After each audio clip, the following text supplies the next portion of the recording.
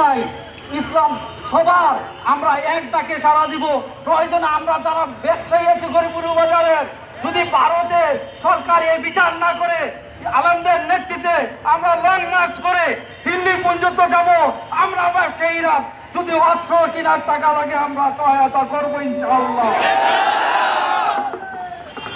সম্মানিত উপস্থিতি, এই পর্যায়ে আপনাদের সামনে গুরুত্বপূর্ণ বক্তব্য পেশ করবেন হেফাজত ইসলাম বাংলাদেশ দাউদকান্দি উপজেলা শাখার সম্মানিত সহসভাপতি জনাব হযরত মাওলানা আবু বকর বিন জিহাদি সাহেব।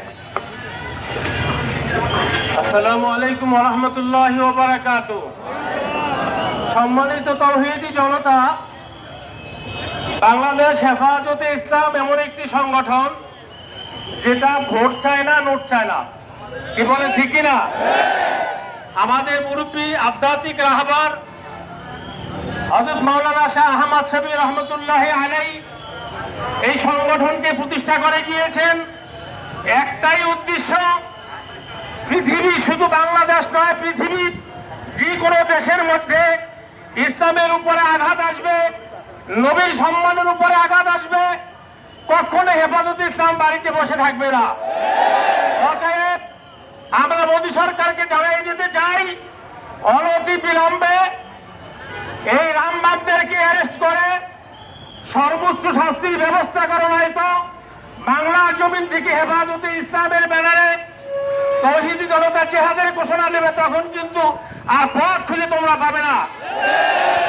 নবী সাল্লাল্লাহু আলাইহি ওয়াসাল্লাম আমাদের জীবন, তার সম্মানে আঘাত লাগলে আমাদের কলিজা রক্তক্ষরণ হয়। অতএব কারণে আমরা জানাই দিতে চাই, ভারত না, বাংলাদেশ, সারা বিশ্বের কোথাও যদি নবীকে নিয়ে কটূক্তি করে, ইসলামকে নিয়ে কোনো কটূক্তি করে, হেফাজতে ইসলামের আর প্রতিবাদ করবেই করবে ইনশাআল্লাহ।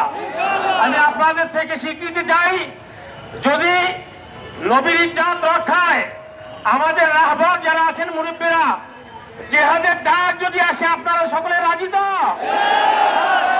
তাকবীর! নবীর দুশমনেরা, নবীর দুশমনেরা, নারায়ে তাকবীর! সম্মানিত উপস্থিতি, এ পর্যায়ে গুরুত্বপূর্ণ বক্তব্য পেশ করবেন হেফাজত ইসলাম বাংলাদেশ দাউদকান্দি পৌরসভা শাখার সম্মানিত সভা